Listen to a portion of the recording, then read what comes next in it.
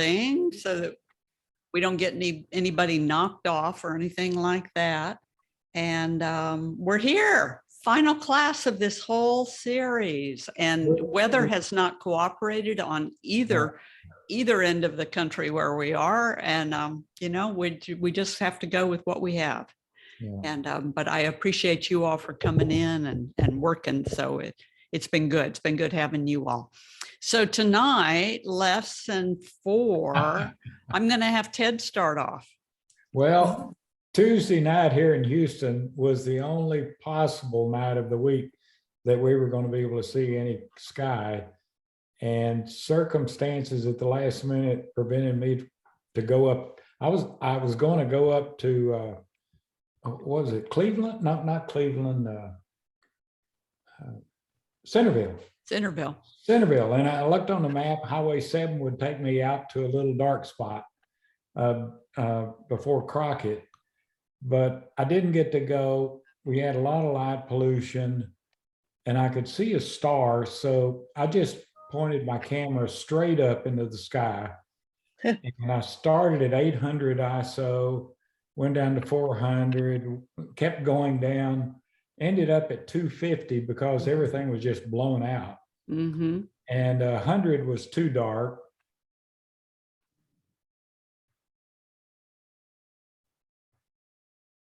Uh-oh. Ted froze. Rats. I know it. Looks like an airplane walked through the field. It does, doesn't it? It's just a really interesting airplane light. And then another one going over here. Yeah. Yeah. Looks like footsteps. It's definitely different. And it's not red lights either for an airplane.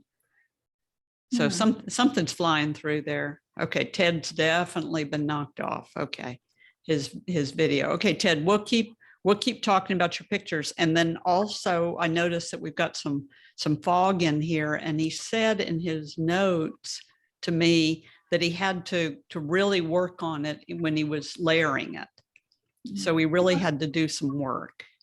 Can you skip to somebody else? Pardon? Yeah. Mm-hmm. Add in, then when Ted gets back, go back to Ted. There you go. Ron, you want to do? Turn your mic on.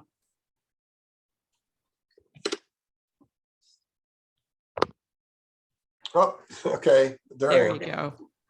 Oh, good. So you got my email. I did get your email. Yes, I I did. resent them about 2 or 3 minutes ago, and that's okay. Well, like Ted said, Tuesday was the only decent night this last week, and just so happens some friends of ours invited a group of us up from our RV club for a picnic, and I took all my gear.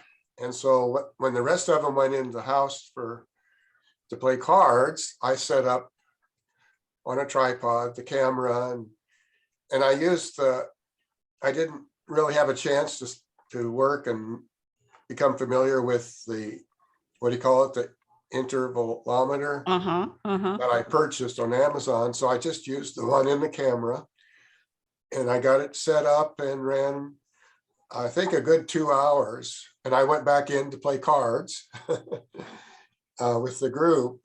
And then before we left home at 9 o'clock, it got out there and shut down. And I did have about 140 images of the North Star. And so that's what I'm going to show. I sent you 3 pictures. Okay. And Ted, we'll come back to you. Okay. Yeah. Okay. Hi, Ted. There we go.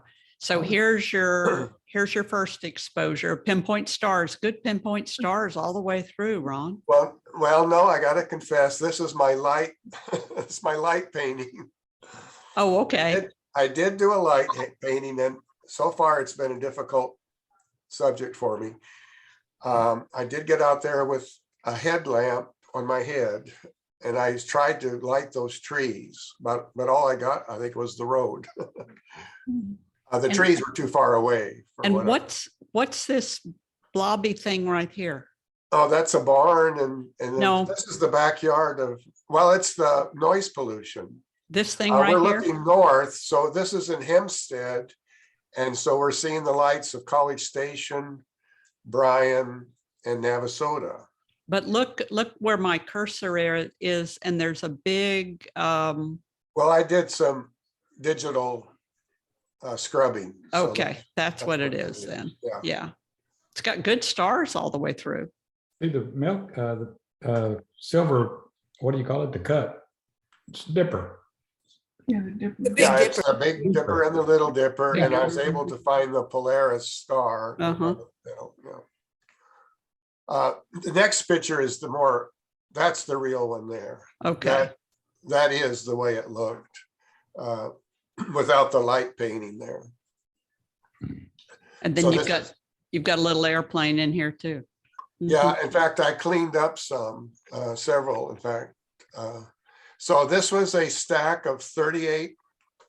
Out of the 138 pictures that I got in a timeline, I used 38 for the stacking that I did in Photoshop with your instructions. Uh-huh. And that is the result. That's the Star Trail. And I just love that painting. I'm so glad that you taught us how to do it. That's good. Now, this wasn't 4-minute exposures though, because you wouldn't have 138 if you were only inside playing cards for 2 hours. Well, I don't know how. Oh, you used the camera's intervalometer. I used the camera. It only does 30 seconds. Okay. I did have it set at 25. Yeah. Okay. That's what it is then. No, I think you did a great job. well, I'm Yeah. just lucky. Yeah.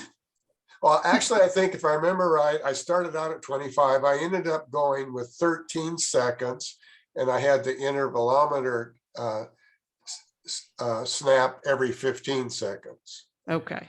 So by the time I got back and shut things down, it was about 2 hours worth. So you had a 15-second break between each photo?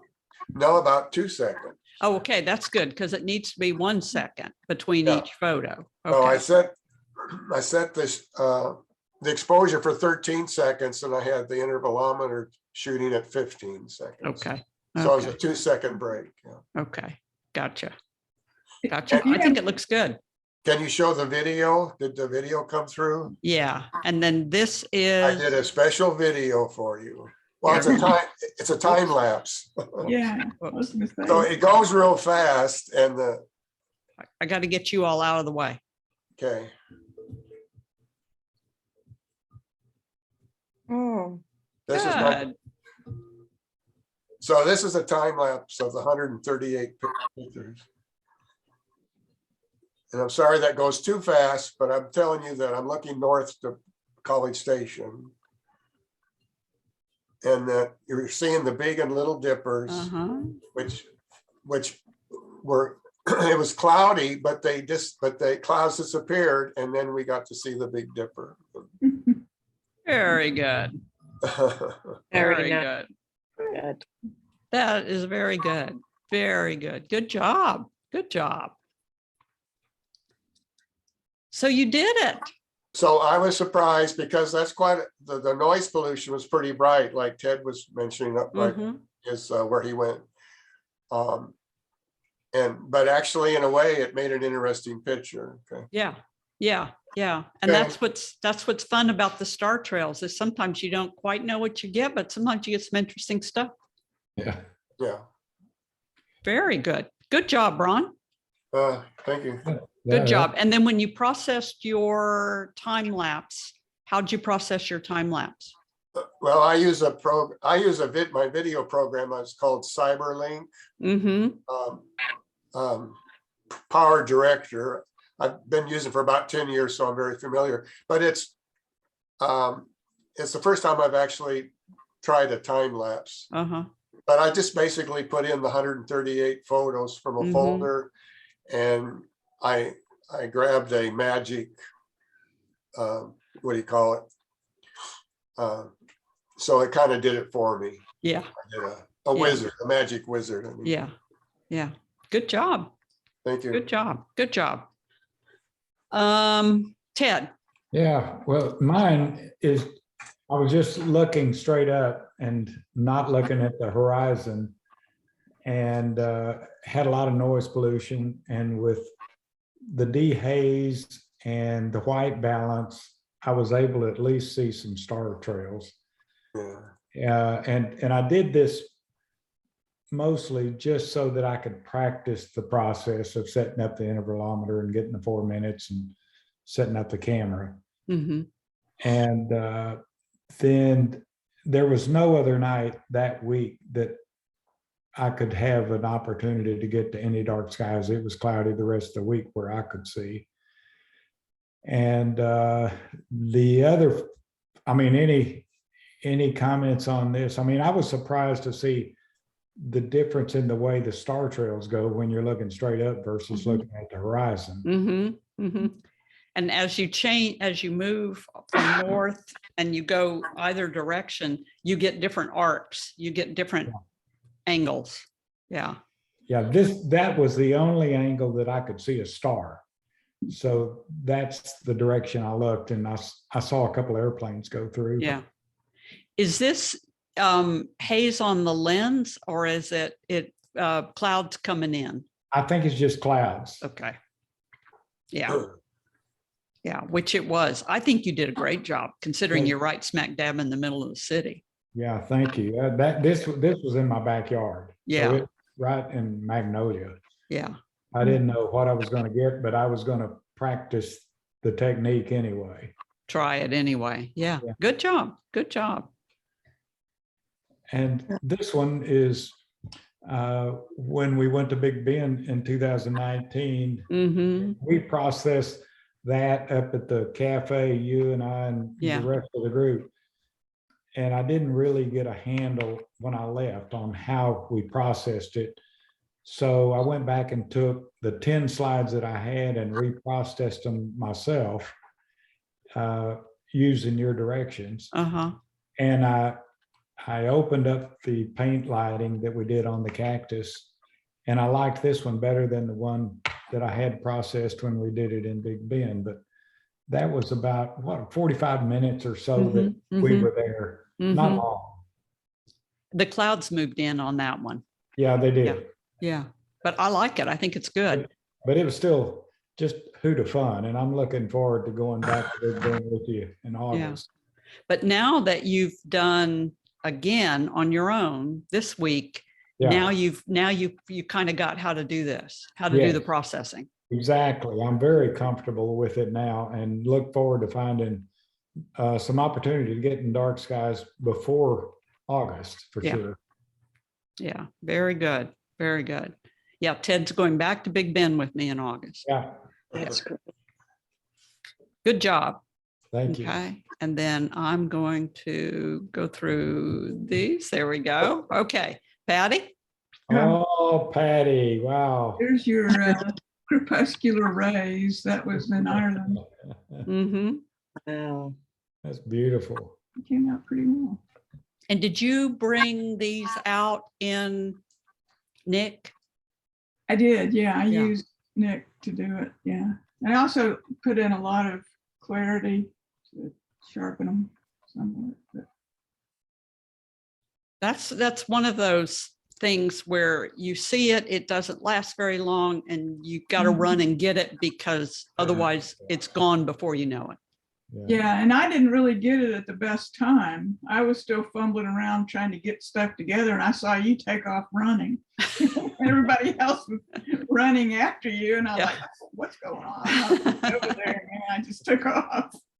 But I missed the best part. That's Yeah. good. It's still a great shot. It's really, Yeah. really good. Yeah.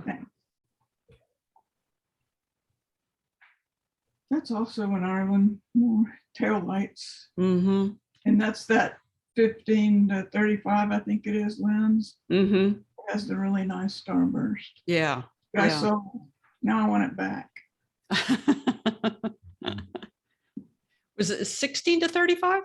Yeah, no, yeah, Yeah. 16. 16 to 35. Yeah. Yeah. It's fine lens, but the RF lens gives you equally good starburst. Oh, good, Yeah. good.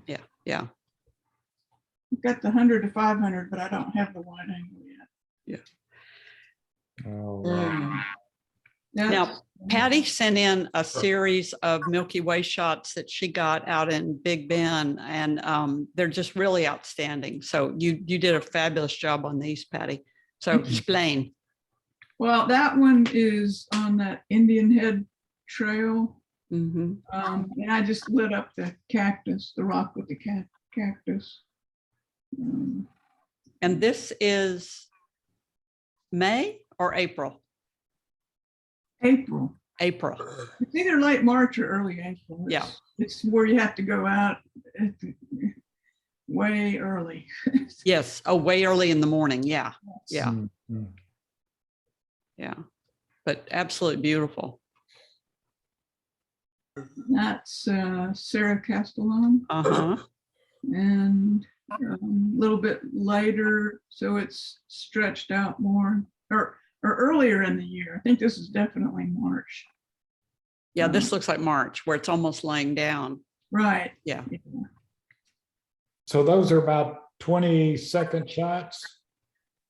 About, yeah. When I'm using my 14mm lens, I can get away with a little bit longer, Okay. but I still like to keep it at 20 Yeah. because I don't like the little trails that you can even see the trail somewhat in the corner, I think, of this one. So Yeah. Did a great shot though. Mhm. Very pretty. thank you. And not too much noise at all. So your ISO is pretty low, but you were there on a really dark sky, so we don't even need much ISO. Well, actually, I cranked the ISO way up. Was it because up high? I found that I get less noise if I get a good exposure than if I have an underexposure and have to bring the shadows up. Mhm. I try to bring the shadows up on that 5D Mark IV. Yeah. The noise is horrible. So So I tend so to- you're almost moving that histogram further toward the right. Yes, exactly. Yeah. I shoot as far right as I can, Mm-hmm. It's good. not blowing anything. So what ISO are you using? You remember? I don't, Kathy, can you tell? No. Oh, okay. I didn't know if you had it in open in Bridge. No. No, I moved it over to PowerPoint. I don't remember. Sometimes I was as high as like in the like 10,000 whatever. Okay. At the Wow. um, Is that Big Bend? Mhm. yeah, and Big Yeah. Bend is when I really have to go high because it's just so dark. It's Mhm. So this is a good way of understanding there's kind of two different methods here, and you've got to see what works best for you. Do you up the ISO in the field and get a good exposure, or do you lower the ISO and then bring up the exposure later on in processing and then introduce more noise? So, it might even be better just to shoot one way and one the other way, and you won't know until you get home and start processing it. a that's good what I point. do. I never realized that difference. So appreciate you pointing that out. Mhm. Beautiful shot. And the foreground there is that's two pictures. I should fess up to that. And it's not an HDR processing. All it is I blended the foreground picture in with the sky picture. So it was not, there was no foreground? It was black. It was totally black. It was like a silhouette. And I wanted to see, I love Sarah Castellan. So I took a picture when we first got set up and it was lighter in the sky. And Gotcha. then, it was getting darker and darker and we got our Milky Way. No, Did you wait a do minute. that? I take that back. This one I had to wait because we were in there in the morning. So we did our Milky Way stuff and I just left my tripod set up. And then I I see. shot a shot when it got more light and I could see detail in the thing. And then I blended them together. And I never know how bright I should get it. That might be a little too bright, but I probably I should. think it looks good. And so Yeah. you hadn't moved your camera. Right, Right. yeah. Yeah. I just left it there for that reason, because I Yeah. wanted to get the detail in the foreground. So you stacked them like we did the Star Trails? Mhm. Well, yeah, this is just 2 photos. Yeah, The Okay. Milky Way is a pinpoint star photo, and then the other one is just a daytime gotcha. photo.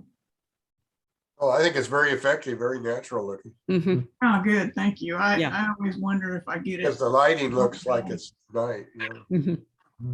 I was It just does. wondering if you could highlight that area and use like editing tools to lighten it up without having to blend it. I don't know if that's, just so you don't have to blend it. I'm wondering if you could have taken like shadows down or something, or Yeah, would that have been the same? well, I couldn't have, if I did the pinpoint star for the Milky Way with the foreground being totally black, if I tried to pull anything out of that, it would have been just a big pile of noise. You would have had this part, yeah. But- And then same token, if I had exposed correctly for the foreground, the Milky Way would have been blown out. Mhm. Gotcha. So it's- Unless you're masking, but then you're sacrificing one for the other. And so Right. it's a good thing to do like she's talking about with the 2 separate images, but you just can't move your camera Right. for a long time. Yeah, you just have 2 cameras. So you can play while that one's sitting there. Yeah. That's what I did. But it's good job. Thanks. Hey. I love that. That's an old car in Terlingua. I hope it's still out there. I haven't been in a couple of years, but Did you light that up? Did you put lights around it? I did. Yeah, yeah. I like the way you lighted it. I'm sorry? I like the way you lighted it. Oh, thanks. Yeah, I tried to, keep the shadows so you could get Mhm. some kind of feeling of depth. Mhm. It's well balanced. Mhm. Gorgeous. That's the don't do it this way one. That's the guy there in the right-hand side is the photo lead. This was on a Big Bend trip with a guy that goes out there all the time, used to go out there all the time. And he said, I'll light up the back of the Ocotillo for you so it'll look like a kind of a backlit silhouette deal. And he stood right there to do it. And he didn't realize I had a 14mm lens on a full frame camera. Mhm. I was like, so after we looked at that one on the back, he did it right. Yeah. Good job. Oh, wow. And that's in the Terlingua Cemetery. I love going in there. It's just so cool, daytime or nighttime. to take Mhm. photos. I don't know if you see this, but there's a cross. It looks like a cross in the sky. Oh, wow. I Right up never here? noticed that. Yeah, Yeah. Yeah, it almost looks like, I know it's not, but it almost looks like a reflection of the cross that you have on Uh-huh. on Mhm. the ground. Wow. That's wild. Mm. And this is nice because the foreground is the same tone as the sky. Mm. So we're not getting any out of balance between the foreground and the sky. And is that just regular old ordinary ambient light hitting the foreground, Patty? No, that's a tea light. Okay. But it's a tea light that I had to put a bunch of rocks around it. Uh-huh. It's too bright. So it's kind of very muted tea light. I see. Very good.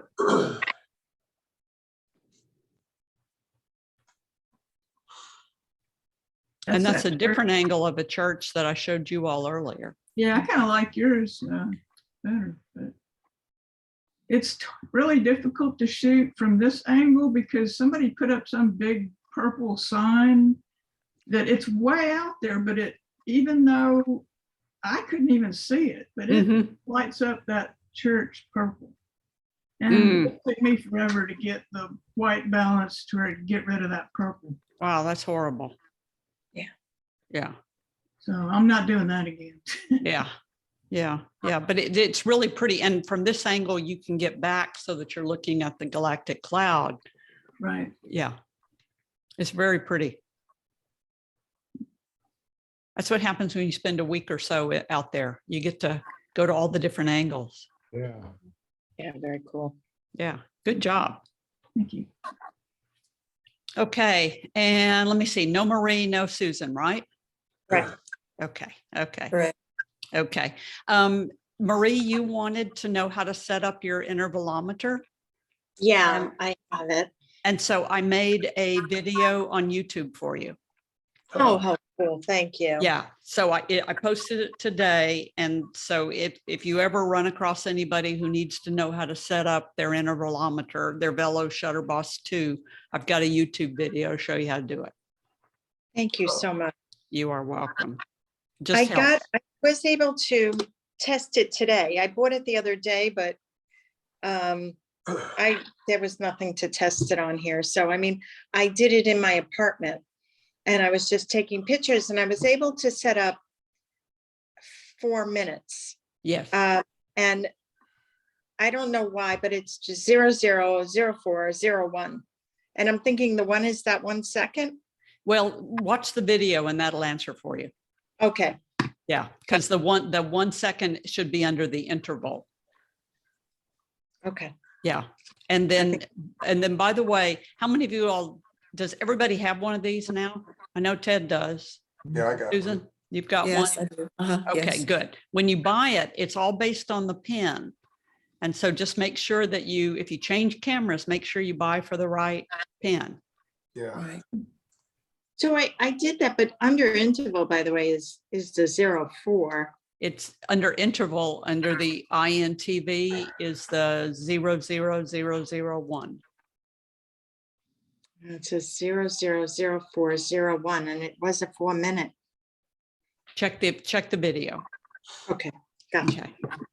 I and, think it's pretty clear. and think Kathy, it's- where did you send that link? I haven't sent it to you yet, but if you Oh, go to okay.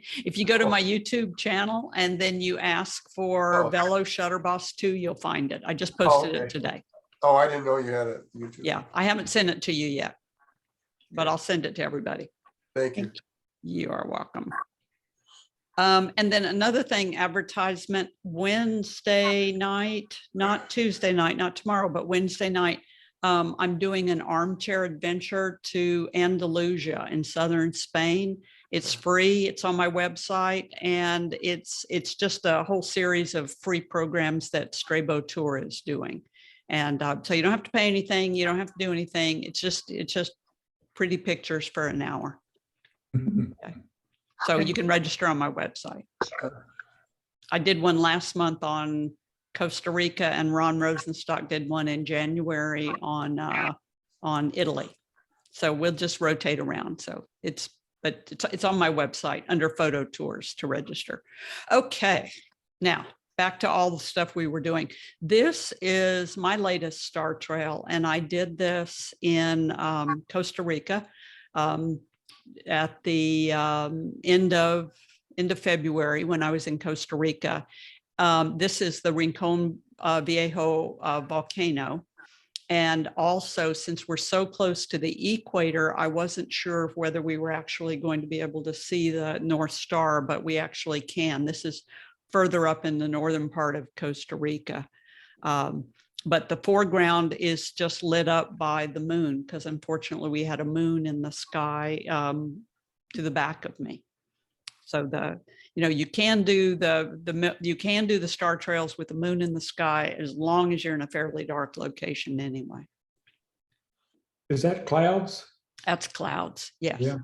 Yes. And most of my star trails in Costa Rica have been ruined by clouds. Right.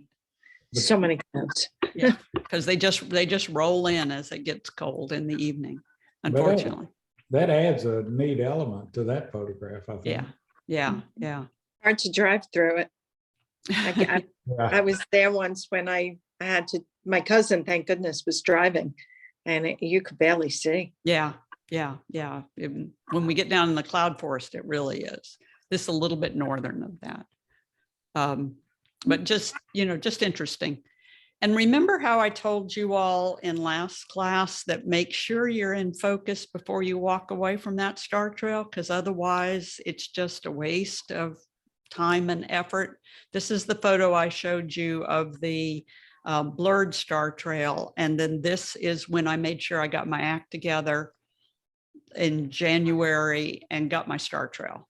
So just make sure that you're in focus, because it really does make a difference. Really, really does. Was that moonlight again? That's moonlight again. I just can't avoid traveling during that moonlight, unfortunately. Yeah. How long is that? It's pretty long. It's about 2.5, maybe 3 hours. It's a full battery. Yeah. And this is with the R5, and there's a lot of light. And so this is probably ISO 100. Hmm, Wow. very pretty. And it, lit up the foreground, of course. But while you're standing there, it's dark. Oh yeah, it's dark. Yeah, yeah, yeah. And we're probably a half moon, so there's enough light that you can see without a flashlight, depending on your night vision, but it's still dark. Yeah.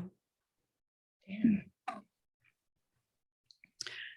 So I want to emphasize, and I think you've seen it through Ron's pictures and you've seen it in Patty's pictures as well, that there is processing that needs to be done on these. And Ted, you saw that you end up having to do some processing on these.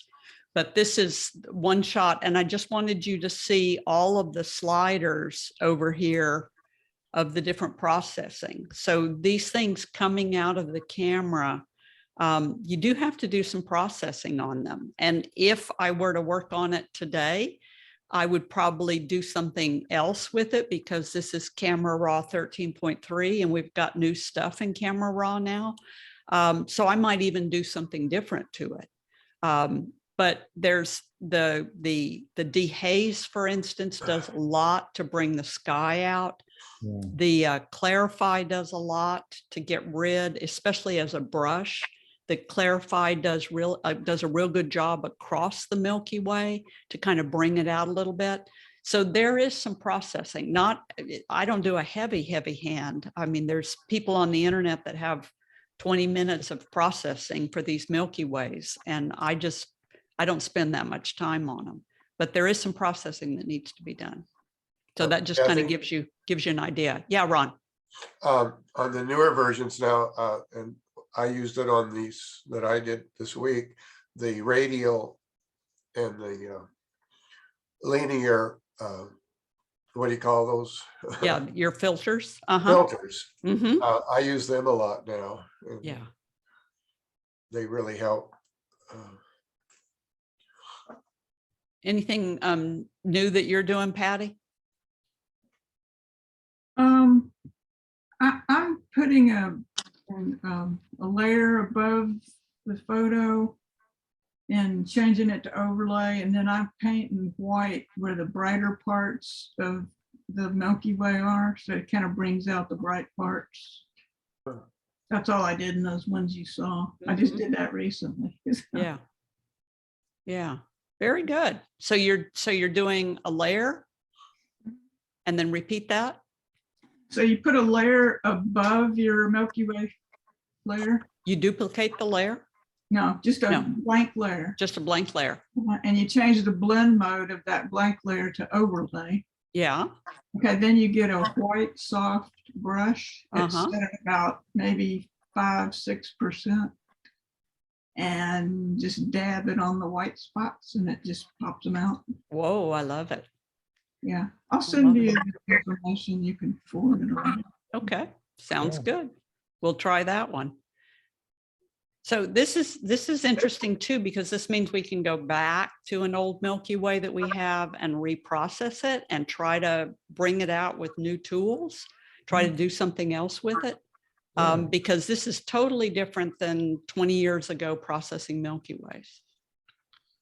So Kathy, in your master class, Photoshop, have you revised one of those classes to the new graded Photoshop tools? That all I've done is that introductory class, because, Okay. you know, Oh. then we've got, you know, I've got to talk about where the new tools are, but I haven't done anything on the more advanced stuff. I got you. Okay. Probably worthwhile. Yeah, it'd be good. I'd look forward to that. I tell you, there's so many tools. Yeah, it's overwhelming. Yeah. And different ways that they're used. So that painted foreground that Patty was talking about, and this is fairly crude, but you know, here's the Milky, no, excuse me, here's the Big Dipper right up here, just to put this in perspective. But you can take that painted foreground and put it with your dark, and then that'll be able to blend those two together. So, you know, you've got to be able to not move the camera, not move the tripod, make sure everything's staying still, and then you can blend them together. So it's the same thing like here, where we've got a painted foreground and then we've got a star trail that goes in it, and then we can blend those. Is it going to work? Yeah, there we go. So then we can blend those together. And once again, this is one where I'd like to, I looked at it today and I just thought, oh, okay, this whole thing needs to be reprocessed. So it needs to be reprocessed. There's a little gap right here that little layer needs to be deleted out of the whole process. So this whole thing needs to be redone. But it gives you an idea of painting that foreground that you can do. And then there are strange and goofy things that you can do while you're playing around at night. So this is a motion blur where you're blurring where you're zooming the lens. So it's, you know, starting at one point and then just slowly zooming it back. Wow. That's cool. Is cool. Wow, that looks great. And then I think, Patty, you processed this one out for me, if I'm not Yeah. mistaken. Yeah. So this is just a slow, you know, during that 3-minute exposure or 30-second exposure or whatever you're doing, it's just a slow zoom back on it. Oh, So you can do a zoom in or you can do a zoom out, but it just kind of gives you an interesting effect, something to play Now, with.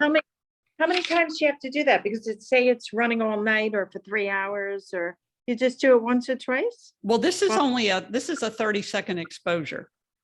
Okay. Yeah, so you're Okay. still trying to keep your pinpoint stars. So it's just a 30-second exposure, but it takes you can zoom a pretty good bit in 30 seconds. Okay.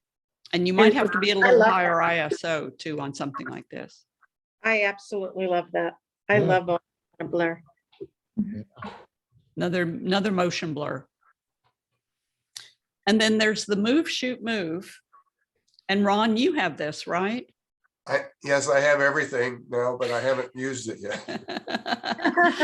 I I was waiting for understand. this class to help me. Yeah. Patty, you got the move, shoot, move, right? No, I don't. No, you don't. I don't. So it looks like it's going to be a pretty easy product to use. You know, it just cost $199. Looks like it's going to be pretty easy to use. Looks like it has a tremendous amount of potential. But this is it once you finally get everything bought that you need to make it work. So it needs its own ball head. It needs a plate, Right. so that the gadget itself can now sit on a tripod. And then it needs a ball head that sits on the gadget. Now go back and look at the gadget. It has this round thing right here, and that rotates the same speed as the Earth.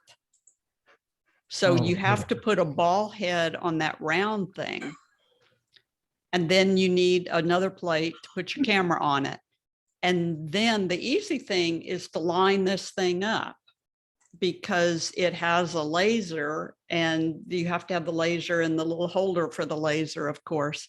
But at night, you just point the laser at the North Star. And I thought, oh yeah, you're going to point a laser at the North Star at night, and it is bright as all get out, and it's easy to align. And then you turn it on, and you turn your camera on bulb, and your camera rotates at the same speed as the Earth. Wow. So it doesn't look like anything's happening, but in your 4-minute exposure, your camera has rotated the same speed as the Earth. So you got pinpoint stars? So you got pinpoint stars at 4 minutes. Wow. Yeah. Yeah. So it's pretty interesting. Once again, I haven't been able to play with it as much as I want to, but once I figured out that it really does work, it was pretty neat. And this, for instance, is a 4-minute exposure. Oh, Now, your foreground is going to blur. Mhm.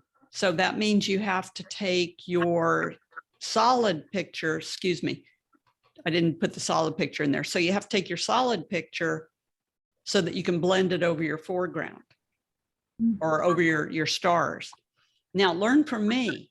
Just let me go out there and make mistakes and then I'll tell you about it, okay? Learn from me. Don't try to do something like a windmill because you're not going to be able to line all of those little spokes up in your final picture.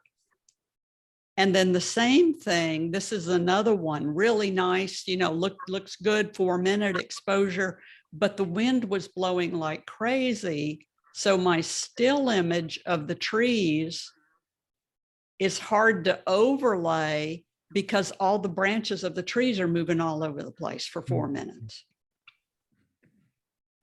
So it would be an incredibly tedious job of trying to overlay these together. So buildings, rock formations, anything that's not fine or anything that's not blowing is a good foreground. So the move, shoot, move does a really nice job. This is a 4-minute exposure of the stars. It does a really nice job, but your foreground is not just any foreground. It needs to be something that's pretty darn solid with fairly good lines so that you can mask it back in. So you don't see the blur in the buildings or rocks in 4 minutes? You're gonna see some blur in 4 minutes. And Yeah. that's why go back to that go back to that windmill. See, there's not too much blur in that windmill in 4 minutes, Mhm. but because there's cables and spokes and everything else, it's going to be hard to get it right. Yeah. Where if it were just a nice solid rock formation, it might not be too hard to get it right. I got you. you know, maybe I'm crazy, but just stars alone look good to me.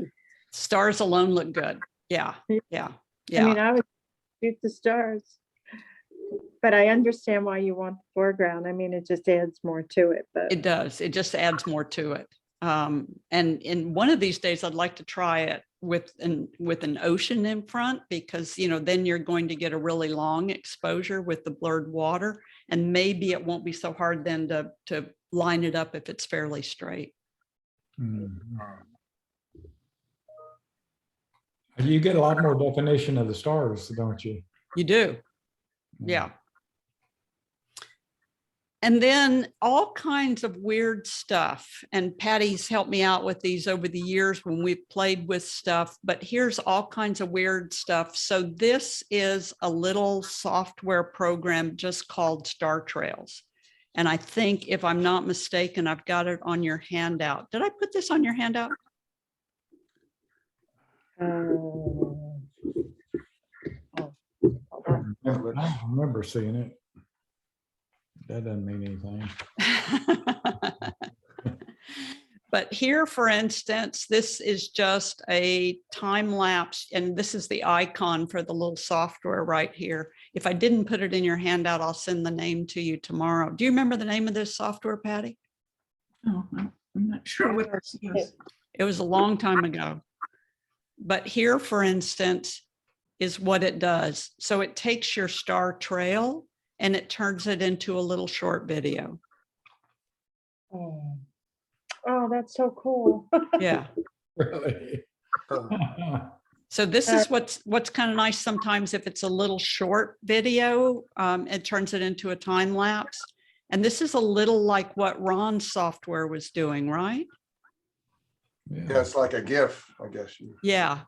And then here's another one. So, you know, just a turns it into a short little time lapse. And then here's another one. Oh, shooting stars. Mhm. Yeah. Nice. And then you can end with the star trail. This was one where it was blurred. So there, it's not really a lot that I can do with it. And then here's another one where it did pretty much the same thing, but this is just doing it as a time lapse in regular old ordinary Lightroom or Photoshop. This is one too that I'd like to redo because it's been several years since I've done it, and I'd like to see what the newer softwares are doing with it.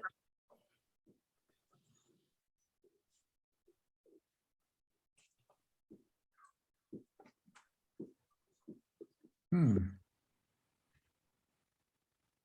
And then, of course, for some reason, everybody decided to light every light there was in the Casbah, or and ruin the entire star trail. Oh, I think that was effective. I like Did you it. like it? Did you like that? I think it Yeah, it looks kind of better. goes Once, with your movement. yeah, once it happens with the movement. Kathy, can you cut it off? I mean, is there any way you can leave out a couple of frames? Oh, yeah. Oh, yeah. So in the star trail itself, I had to leave out some of the brightness at the end of it. But yeah, that's where you can cut some of it out. And this is Star Trail Tracker. Whoops, go back because I didn't show you that video. This is Star Trail Tracker. Oh, wow. So you can turn this into, This You is know. a different one. yeah, this is a different one. This is Star Trail Tracker. Come on. And this is Star Trail Tracker also doing a little different thing. It looks more dynamic than the other one. Wow. This is one, I'll start this one over so I can explain. There we go. So this is one of the first star trails that I did eons ago in in Costa Rica. And I did it as 30-second exposure, not 4-minute exposure. So there ended up being a whole lot of pieces. So it's just kind of, whoops, sorry. Let me go back. Whoops. There we go. So this is almost pinpoint stars after pinpoint stars after pinpoint stars, giving you kind of a time lapse. And then it blends into a star trail.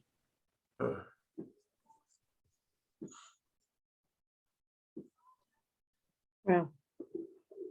And probably needs to be redone because there's good stuff in there that could be redone, newer software. And then here's another just plain old ordinary time lapse. And you can do time lapse in your Photoshop and you can do time lapse in your Lightroom as well now. So it'd be interesting also to redo this one in the newer software with time lapse. Whoops, go back. Yeah. Wow. I've never tried the time lapse. Yeah. Now these are shorter exposures. So these are the 30-second exposures instead of the 4-minute. So it's almost pinpoint star after pinpoint star after pinpoint star. I see. So just doing a time lapse really of watching the Milky Way move. And These this have is to be good. Patty's. You did this one recently, didn't you, Patty? Last year, I think. Yeah. Now, whoops, where's my little thing? There it is.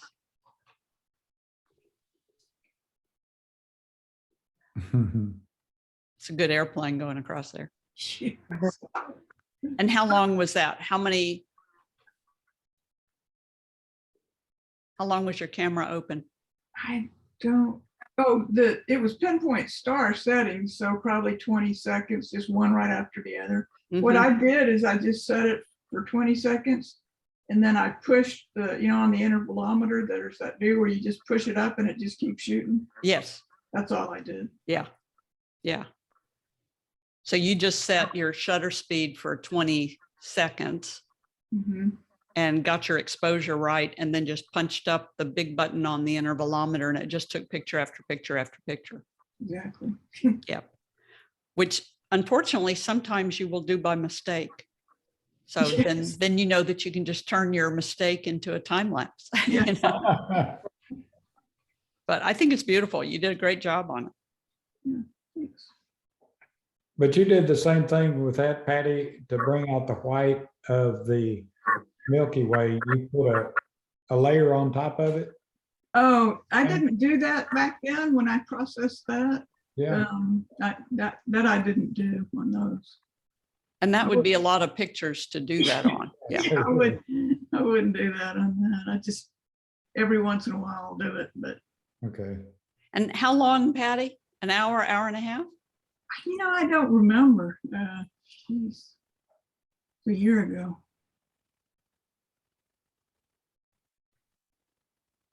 But it processes really well, shows through very well. So there's a lot of stuff you can do with different things if we ever get that night sky. And then here is a video of the eclipse. I'll be darned. Oh, wow. And you're gonna.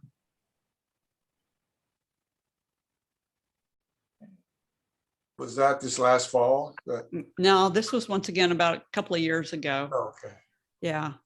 So, just watching, it's not for very long because the moon moves so fast, but it's just a little bit to show coming out of totality, just a little bit of the moon, the brightness coming on the side there.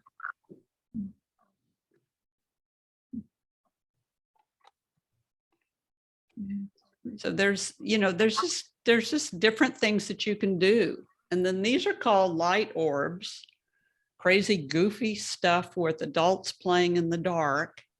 And to make a circle like this is a tiny flashlight on the end of a dog chain, a leash, not a chain, a dog leash.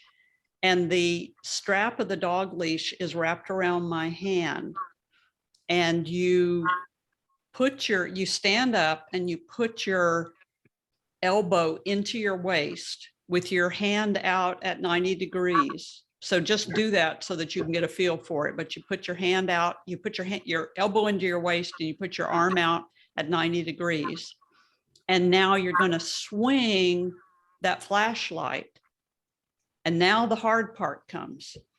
If you rotate your body in a circle, you'll make a big ball of yarn that exploded. But if you pivot around the same point where that flashlight is on top of, so you pivot your body all the way around, you get an orb.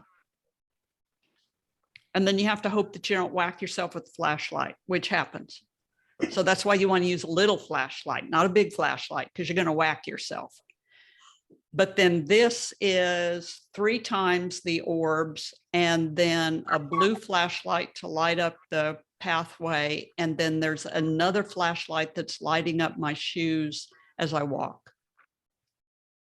And then all layered on top of each other. So these twirling lights can also do some fun stuff.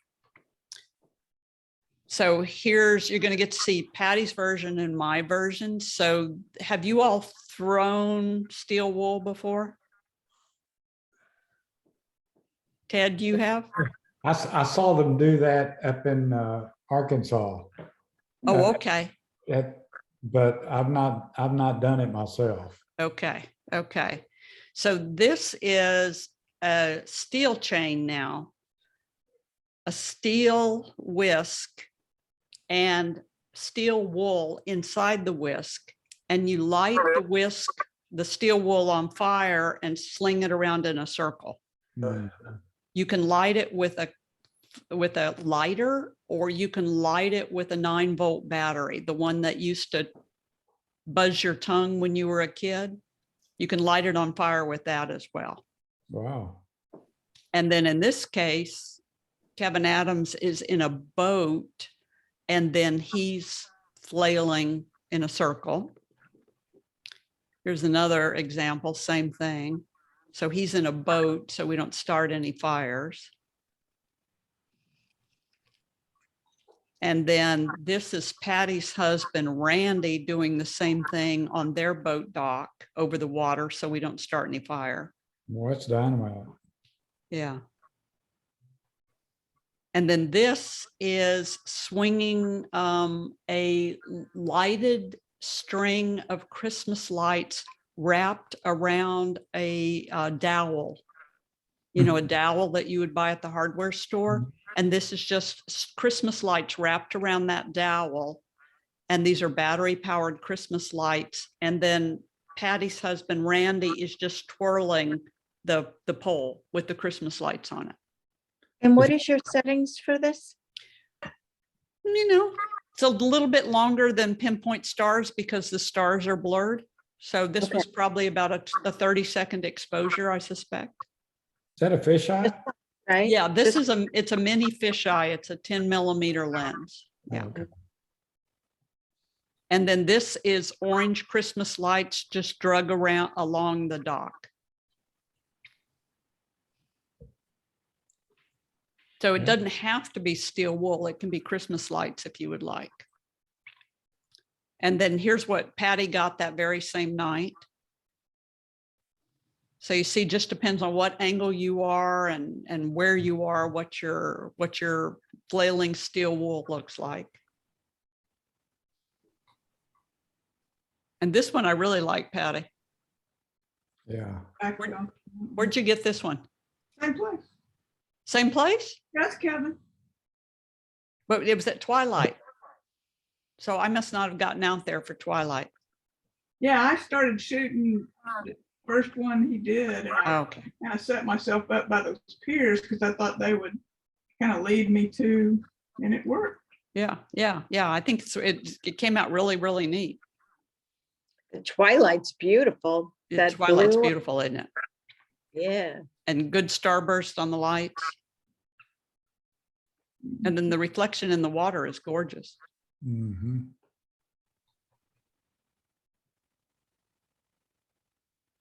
So you just need somebody who can be on a dock or over the water and flail steel wool for you. So you're shooting with a real small aperture. 22 because you want your longest exposure you can get. Yeah, sure. Yeah. So really pretty, Patty. Yeah, great. So the last thing that I leave you with is lightning. So I gave you fireworks last time, but lightning, with lightning, you're going to use long exposures, not move your tripod. And if you find yourself in a good lightning storm, then you're just going to take picture after picture after picture after picture after picture. So this is intervalometer. Lock it up on 30-second exposures because you just want the longest exposure you can get. And then you're going to end up layering these on top of each other. And, you know, in this case, this was probably the best lightning storm I've ever encountered. Patty was with me on this one, but you're just going to have to layer them on top of each other. You get things like this where it's, you know, a bolt here and a bolt there and a bolt here and a bolt there. You're going to take those and layer them together and have to mask out some clouds as clouds are moving across the sky. But if you don't take long exposures, you're not going to get those lightning bolts. And for me, I like the lightning bolts at twilight much better than the lightning bolts during the day. During the day is really, really hard to capture lightning. So you just open the shutter and hope it lightens. Well, you know, you're seeing a really good lightning storm going on. And so it's setting it for 30 seconds and then push that intervalometer up and just let it take picture after picture after picture. And unfortunately, sometimes you can go not 45 minutes, but you can go, you know, human attention span, 10 or 15 minutes and get nothing. And the moment you turn it off, you get lightning bolts. So, Okay. you know, you just get sucked into it where you just keep wanting to let it go longer and longer and longer. Yeah, I remember that one time we were doing it, the lightning kept moving. We'd have it set up in one direction and somebody would say, oh no, it's over there. And then Yeah. we'd move our cameras over there and sure enough, it would lightning back where we were. Exactly. We were chasing it all Yeah. over. Yeah. And we just didn't get as much as we wanted. Yeah. But Wow. if you see it happening and it's a good storm, then it's just picture after picture after picture after picture. I think I'm talking to somebody and it's just taking 30-second exposures, one right after the other. And you're just hoping that you get enough that we can eventually layer them together. It's good if we get one lightning bolt, but if we get a couple more higher up in the sky, then it makes it a lot more interesting. And you just got the shutter open? 30 seconds after 30 seconds after 30 seconds. That's where that intervalometer comes in really handy. Yeah. And you could obviously use the one inside the camera, but you just want to keep that 30 seconds going as long as you can. Where is it in the camera? It depends on whether you've got it in your camera or not. Ron's got a Nikon, so I know it's in there. Yeah, it goes in 5 seconds increments, 20, Five. 25, 30. Okay. Yeah, I like the colors in that one. I do. I like the colors in this one. And this is really only 3 pictures. So it was just 3 lightning bolts. They came pretty good. Is that the windows? Uh-huh. Yeah. And so the storm's out in the desert. Mhm. Another reason that we go out there in July and August, because the desert monsoons bring a lot of lightning storms. So going out toward the desert in July and August is a great opportunity to get lightning. They make you leave the area if you're in it. Nah. And park people made me leave. Mhm. It's so big out there that, there's really That's true. nobody to come along and tell you to go anywhere. All the park people are inside. Yeah, that's I was true. in Moab and they were telling me to get out. Oh, well, you got to watch out for things like flash floods.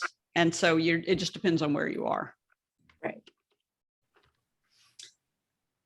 So that's the end of what I've got for you. Coming up, other master's classes and textures, macro and flowers. If you haven't taken those already, I'll be putting those on the schedule, especially for the summertime. And Alaska Whales is full. Who knows whether we get to go to Romania this year or not? I hope we do. If not, Northern Ireland. Patty's going to Northern Ireland with me. And then Marie, you're going to Norway with me. Yeah. And then we've got Andalusia, Spain coming up in October, and then Greece, hopefully, if the world is quiet, in November also. Wow, good trips. Yeah. If You must everything be so cooperates. tired. Pardon? You must be exhausted from all the thought of because I know before you're in Norway, you're in Ireland. I So am. so you're just going from one to the other. It's Yeah. gotta be exhausting. Yeah. I get a couple of days in between. So I get some sleep, and it's a change of habitat. So it's not so bad. Right. It's better than flying all the way home and then going back. Uh-huh. Yeah. Right. And then there's all my contact information. Okay, questions for me? Anything that we didn't cover or anything that is still pressing in your brain? It's been good having you all. Been great. It's been fun. Patty. Very enjoyable. And Patty, I'm glad you joined in. It's good to see you again, and your photography is fantastic. Oh, thank you. I appreciate that. I might have to go to Big Bend with you in August. This is killing me. Yeah, I know. yeah. Me I too. hope you do. I hope you do. Isn't it? I start looking at all these pictures and it's like, oh, it's just driving me nuts. Yeah, I want to go to Costa Rica after watching your armchair deal. Yeah. Strabo armchair thing. Oh, gosh, they were great photos. Ron, you've got some good tools there. You got some good stuff going. Mm-hmm. I hope I can use them properly. You just got to get that move, shoot, move working. I set it up, and I'm just wondering how that thing's going to move or not. I'm on some Facebook groups, so I think I can get some help there. Yeah, just learn from me on the soft edged foreground. because everything that I had read, nobody had really gotten real crazy about soft edge foregrounds. And then, it just busted me. So, work on that hard edge foregrounds as opposed to the soft edges. Okay. No, I do have a question on setting up the star trails. How do you, you said you must be focused. So I'm assuming you're manually focused. You're not doing it. So you have to turn it to manual. Uh-huh. And you Okay. have to turn off your image stabilization. That's all in your handout. That's right. That's right. And Okay. then you have, and just make sure that you've got that lens focused, because that's probably the biggest reason people ruin their star trail, is just not having the lens focused. Listen, Kathy, if I could get, my goal is to get a star trail, even if it's not focused. But I am going to, that is my goal. You will get one. Well, Marie, when I was doing this last week, I just set my manual focus to infinity and Mhm. kind of forgot about it then. Yeah. I also have focus peaking set up, so that helps for some of the closer things like the trees and stuff. On your mirrorless. Yeah. Okay. Yeah. And Marie, on the digital SLR lenses, once I focused them on infinity, they didn't tend to move. Yeah. But the mirrorless lenses tend to be a little bit more sensitive. So I'm going to get more used to taping them down with gaffer's tape, because they just seem to be a little more sensitive on moving, and it doesn't take much to move. Yeah, I know what you mean. Mhm. Because those rings on a digital SLR lens, you really have to move them. But the rings on the ring on the mirrorless lenses, we don't move that. So you don't know whether you've bumped it or not. Yeah. Okay. I think they move if you breathe on them. I think so. They're pretty sensitive. Yeah. Great. Okay, well, there's a recording on this one, so I will share the recording with you. I've loved having you all in the class. Thank you very much for joining. And then when you get that star trail, or when you get that Milky Way picture, please feel free to share it with me. I'd love to see it, and then I'll pass it along and you all have everybody's email addresses now. So feel free to pass it along to your class buddies. And hopefully one of these days we meet out in the field, really in the dark, with our cameras. Okay. Thank When you it's so not much, cloudy and rainy. Right. Right. And it's not cold. Right. Okay. Thank you so much, All right, thank Kathy. you. and Thank you very Thank you. much. Good to meet everyone too. Okay. Everybody. Good night. Good night, everybody. Bye-bye. Right. Kathy, see you. Patty, I'll see you in August. Okay. Okay, great. Make reservations, Patty. Yeah. I'm gonna have to do that. Okay, everybody. Good night. Bye. Good night.